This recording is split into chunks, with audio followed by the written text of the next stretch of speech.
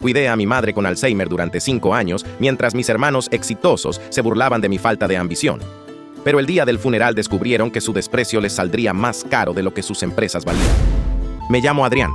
Durante media década, mi mundo se redujo a 4 paredes, el olor a desinfectante y el sonido de una respiración cansada. Mientras mis hermanos, Mauricio y Valeria, subían fotos de sus viajes a Europa y presumían sus ascensos en corporativos de cristal, yo estaba aprendiendo a alimentar a nuestra madre con una cuchara, recordándole quién era yo cada 10 minutos porque su mente se desvanecía como el humo.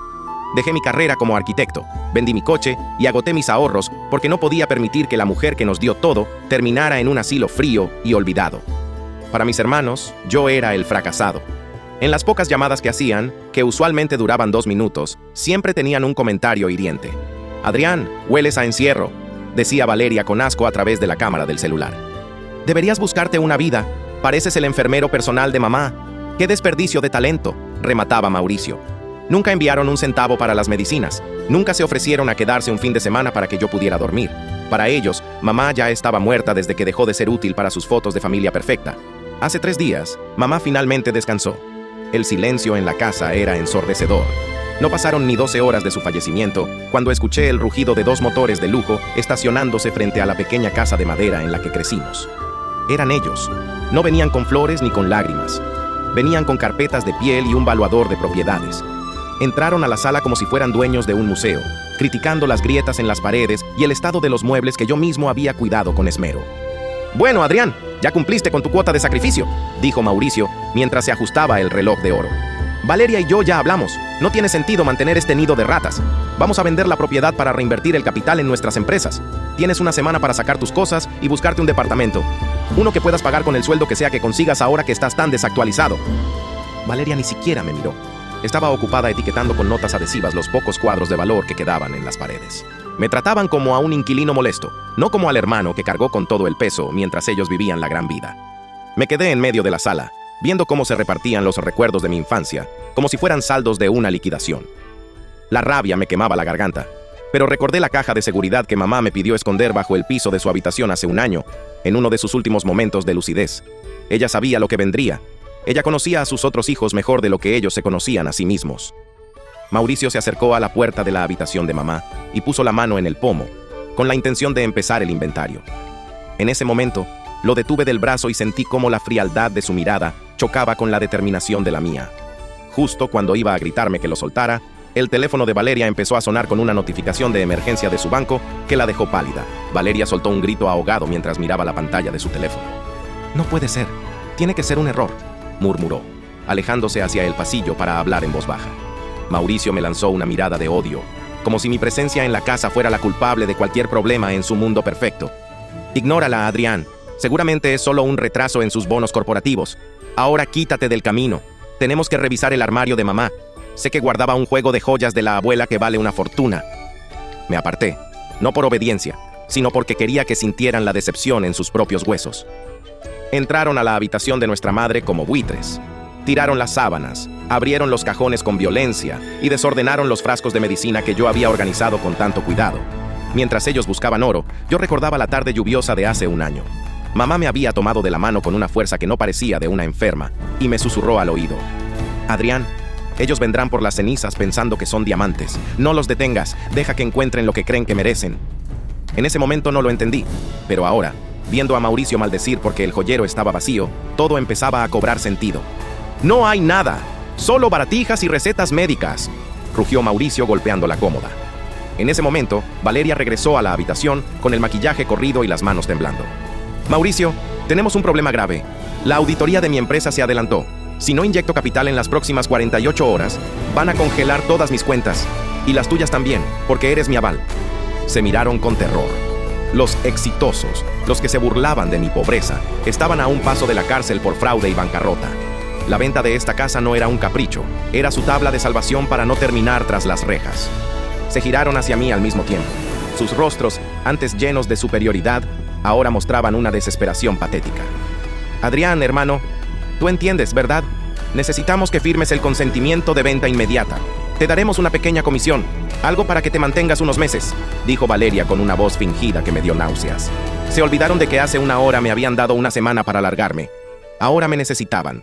Pero antes de que pudiera responder, un sobre amarillo que estaba pegado detrás del espejo del tocador cayó al suelo.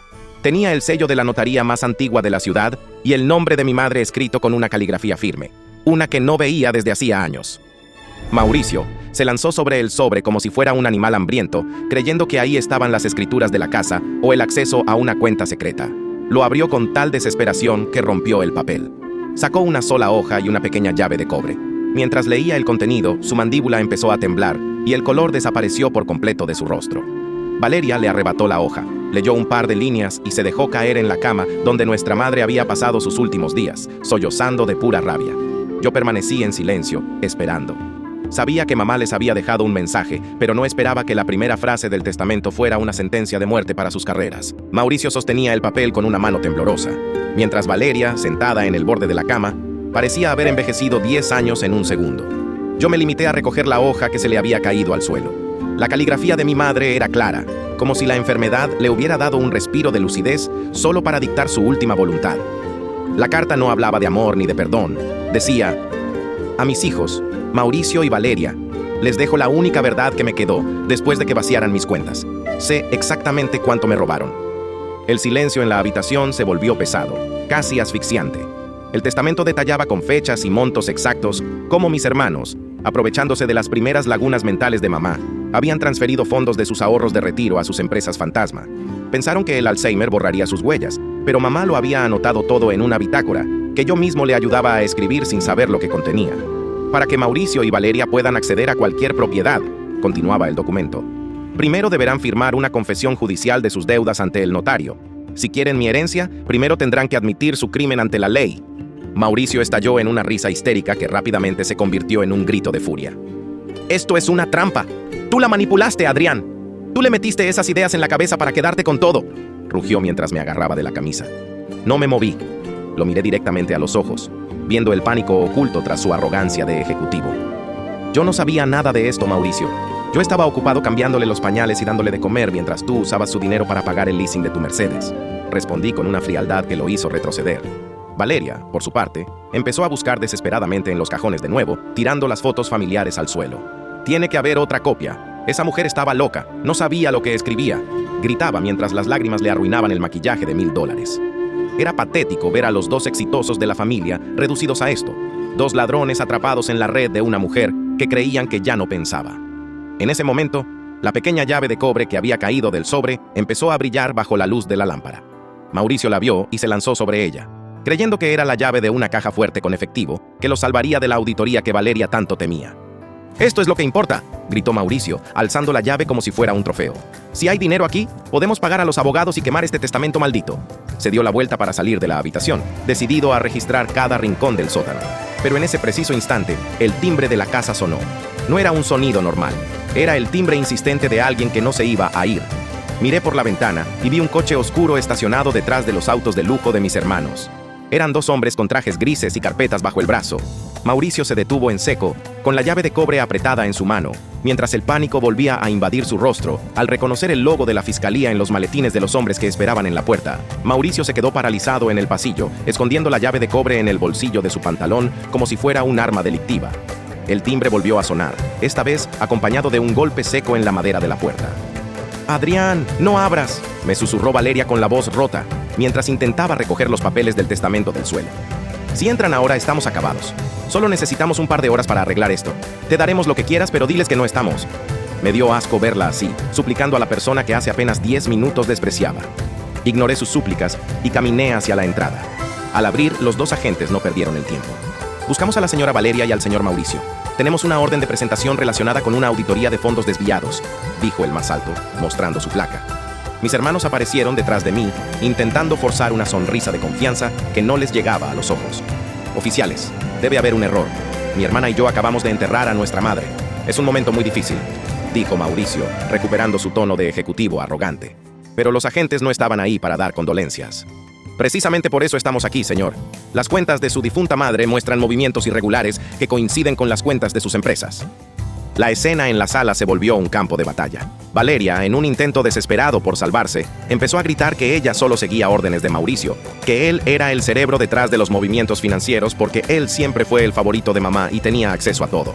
Mauricio, rojo de la furia, le respondió llamándola traidora y asegurando que ella era la que estaba al borde de la quiebra. Se gritaban verdades hirientes frente a los agentes, revelando años de envidias y robos mutuos. Eran dos hienas peleándose por un hueso que ya no tenía carne. Yo me quedé apoyado en el marco de la puerta, viendo cómo el legado de éxito que tanto presumían se desmoronaba frente a la autoridad. Los agentes empezaron a confiscar las computadoras y las carpetas que mis hermanos habían traído para organizar la herencia. En medio del caos, Mauricio me lanzó una mirada de odio puro. «Tú sabías esto. Tú los llamaste para quedarte con la casa», gritó mientras un agente lo sujetaba del brazo para que se calmara. No le respondí. No hacía falta. Mi silencio les dolía más que cualquier insulto. Valeria se desplomó en el sofá, llorando no por mamá, sino por las joyas que ya no podría comprar y el prestigio que acababa de perder para siempre. Estaban tan ocupados con su propia ruina que olvidaron lo más importante: la llave que Mauricio aún escondía en su bolsillo. Uno de los agentes se detuvo frente a Mauricio y le pidió que vaciara sus bolsillos. Vi cómo el pánico volvía a invadir el rostro de mi hermano. Sacó el teléfono, su cartera de piel de cocodrilo y finalmente la pequeña llave de cobre. El agente la tomó y la observó con curiosidad. «¿Y esto qué abre, señor?», preguntó. Mauricio balbuceó que era una reliquia sin valor, pero Valeria, viendo una oportunidad de hundirlo más, gritó: «Es la llave de los ahorros ocultos. Adrián sabe dónde está la caja». El agente giró hacia mí, esperando una respuesta. Miré la llave, luego miré a mis hermanos, y por primera vez en 5 años, sentí que la balanza se inclinaba a mi favor. «Esa llave abre algo que mi madre guardó con mucho cuidado en el sótano», dije con una voz que los hizo temblar. «Pero dudo mucho que lo que encuentren ahí sea lo que ellos esperan». Bajamos las escaleras del sótano en fila, acompañados por el eco de nuestras pisadas sobre el concreto frío. Mauricio caminaba custodiado por el agente, apretando la mandíbula tanto que juraría haber escuchado sus dientes crujir. Valeria iba detrás, secándose las lágrimas con rabia, mirando las paredes húmedas con el mismo asco de siempre. «Es aquí», dije, señalando una pila de mantas viejas y cajas de herramientas oxidadas en el rincón más oscuro, justo debajo de donde las tuberías de agua goteaban. Mauricio soltó una carcajada amarga. ¿Ahí guardaba su fortuna? Típico de una vieja loca. Escupió con un veneno que ya no intentaba esconder. Aparté las mantas y revelé un pequeño baúl de madera reforzado con metal. No era una caja fuerte de alta tecnología, era el viejo cofre donde mi padre guardaba sus planos antes de morir. El agente le entregó la llave de cobre a Mauricio, dándole la oportunidad de ser él quien abriera su propio destino. Mis hermanos se amontonaron, empujándose para ver el interior, con los ojos brillando por la posibilidad de encontrar fajos de billetes o lingotes de oro que compraran su libertad. Mauricio giró la llave, el mecanismo chirrió por la falta de uso y la tapa se abrió con un gemido metálico. El rostro de Mauricio se transformó en una máscara de confusión y luego de puro horror. Dentro del baúl no había dinero. Había una serie de videocasetes antiguos y una grabadora de voz digital con una nota pegada que decía: «Para los hijos que nunca tuvieron tiempo de escucharme». Valeria metió la mano desesperadamente, buscando bajo los cables, pero solo encontró carpetas llenas de estados de cuenta originales, los verdaderos, los que probaban cómo ellos habían falsificado su firma para vaciar sus ahorros médicos. Pero lo que realmente los destruyó fue la grabadora. Presioné el botón de play y la voz de mi madre, clara y serena como no la escuchaba desde hacía años, inundó el sótano. «Mauricio, Valeria, si están escuchando esto, es porque mi cuerpo se rindió antes que mi voluntad», decía la grabación. «Creyeron que mi enfermedad los hacía libres de robarme, pero solo me dio una perspectiva diferente. Mientras ustedes celebraban sus éxitos comprados con mi dinero, yo pasé mis últimas noches de lucidez con un abogado y un auditor privado. Adrián no sabía nada de esto porque quería que su amor por mí fuera puro, no manchado por su avaricia». La grabación detallaba que la casa de nuestra infancia ya no era de ella, sino que había sido donada a una fundación de caridad, y que el único que tenía derecho a habitarla hasta que se vendiera era yo. Pero lo más importante llegó al final. Mamá había entregado copias de esos mismos archivos a la fiscalía semanas antes de morir. Valeria se desplomó contra la pared, viendo cómo su última esperanza de salvación se convertía en la prueba definitiva para enviarla a prisión. Mauricio intentó cerrar el baúl de un golpe, pero el agente lo detuvo, tomando las carpetas como evidencia oficial. «Parece que no hay dinero aquí, señor», dijo el agente con una voz gélida. «Pero hay suficientes pruebas de lavado de dinero y fraude procesal para que no tengan que preocuparse por pagar una renta en muchos años».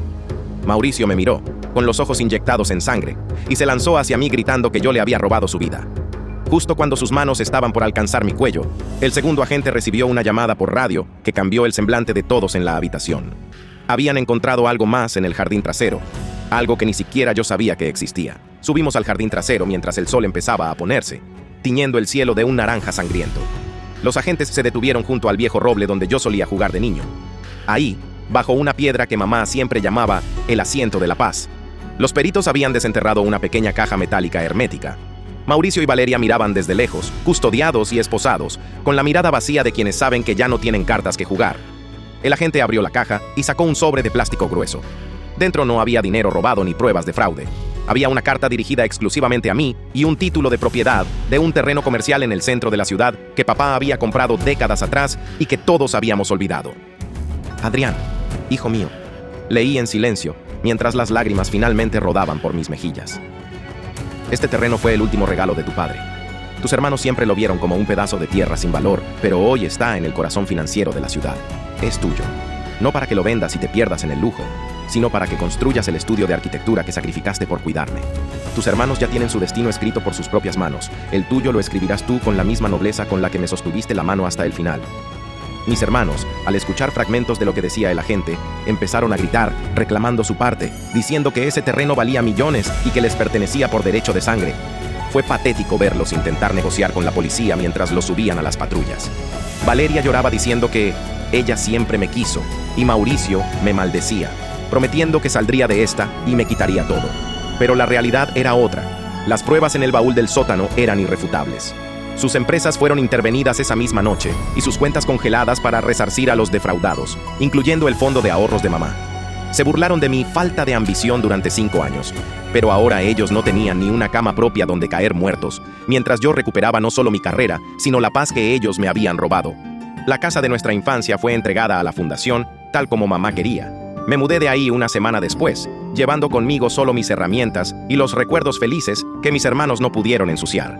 Vendí el terreno del centro por una cifra que me permitió no solo abrir mi propio estudio, sino crear una beca para jóvenes cuidadores que, como yo, tuvieron que pausar sus vidas por amor a sus padres. Mauricio y Valeria fueron sentenciados a 8 años de prisión por fraude agravado y abuso patrimonial. A veces recibo notificaciones de sus abogados pidiendo que interceda, que use mi nueva fortuna para sacarlos de ahí. No respondo. Mi madre me enseñó que el Alzheimer borra los nombres, pero la vida nunca olvida las acciones. Hoy, mi estudio de arquitectura es uno de los más respetados, y he diseñado centros de cuidado donde los ancianos son tratados como los tesoros que son. A veces, cuando el trabajo termina, paso frente a la vieja casa de madera. Ya no huelo el encierro ni la medicina. Ahora veo a otros abuelos caminando por el jardín que yo mismo podé durante años. Mis hermanos pensaron que yo era el esclavo de una mujer enferma, pero la verdad es que yo era el único hombre libre en una familia de prisioneros de su propia codicia. Cierro los ojos, siento la brisa y sé que mamá está sonriendo, sabiendo que al final, el hijo que perdió su tiempo fue el único que realmente ganó la vida.